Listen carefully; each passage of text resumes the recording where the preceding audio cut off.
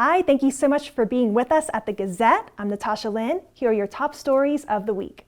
Recent Colorado Springs restaurant closures highlight ongoing industry challenges, and industry leaders worry more closures could be on the horizon. Restaurant industry members say they're facing some of their toughest challenges in years, including a newly announced closure of FH Beer Works, with more than a decade of history in Colorado Springs. Colorado Springs police are looking for a suspect in an alleged sexual assault attempt that took place early Sunday morning. After child sexual abuse allegations against a father surfaced, El Paso County Child Protective Services officials placed 2 children back with their estranged mother, who was living with a boyfriend with a violent past. A 19-year-old motorcyclist died in a crash on Christmas Eve morning right outside the Broadmoor World Arena, involving 1 other vehicle. What began as a search for 2 missing men has become a death investigation tied to Park County. Investigators are now seeking information on the whereabouts of Johnny Morris, Stephen Walker, and Haley Cole. Investigators are also looking for a blue 1994 Ford F-150 pickup with a Hunter sticker on the left fender and Colorado license plate TQQ039.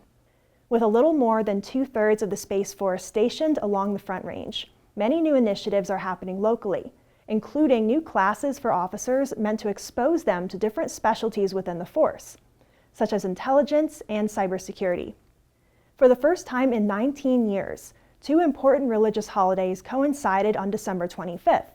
Christmas, which always falls on that day to mark the birth of the Christian Savior Jesus Christ, and the sundown start of Hanukkah, the 8-day Jewish festival of lights. President Joe Biden signed 50 bills into law on Christmas Eve as one of his final acts before he leaves the White House in January. One of the bills Biden approved was the Stop Institutional Child Abuse Act. The legislation will create a federal work group on youth residential programs to create reporting standards and act as state guidelines to determine the best treatment and placement of distressed minors in rehabilitation and other facilities. Another piece of legislation Biden signed into law finally made the bald eagle the national bird. Although the bald eagle has historically been believed to be the country's official bird, the bird had never received the designation until now.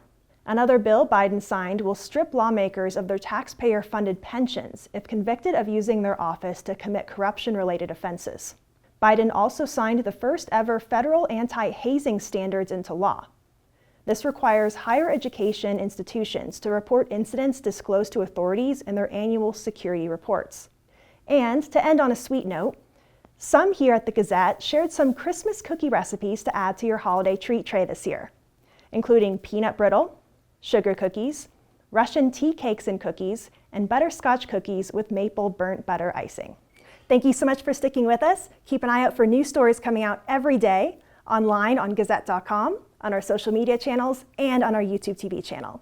We all hope you had a Merry Christmas and wish you a Happy New Year, and we'll see you back here next week.